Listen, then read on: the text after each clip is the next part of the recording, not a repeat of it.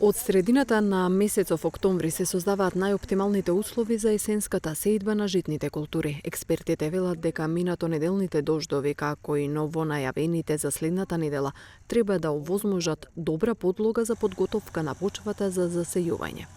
Сведоци сме дека после доста сушниот период, летен период,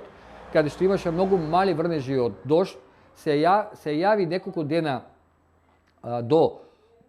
дестабилизирање на времето и паѓање одредено количество на дожд, а според најавата од хидрометеоролозите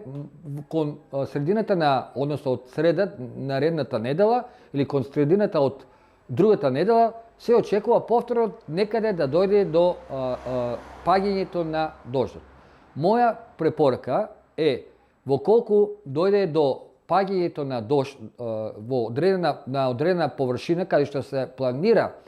да се изврши сеењето на житните култури, земјоделскиот производител да не чека многу, него да ги припрема површините, пред се да изврши ѓубрење на површините и нормално обработка со цел понатаму, кога ќе дојде оптималниот период, а тоа ќе дојде по неколку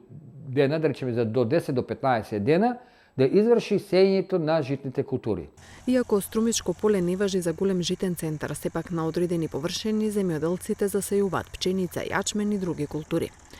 Но покрај квалитетна обработка, следење на оптималните рокови, квалитетното ѓубриво,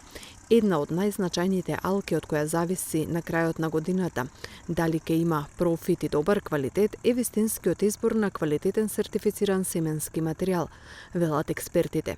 Тие додаваат дека кога се зборува за квалитетен семенски материјал, потребно е да се знае дека многу е важно како е истретирано семето, дали е направено со квалитетни препарати или само со некоја црвенкаста боја во разредени количини.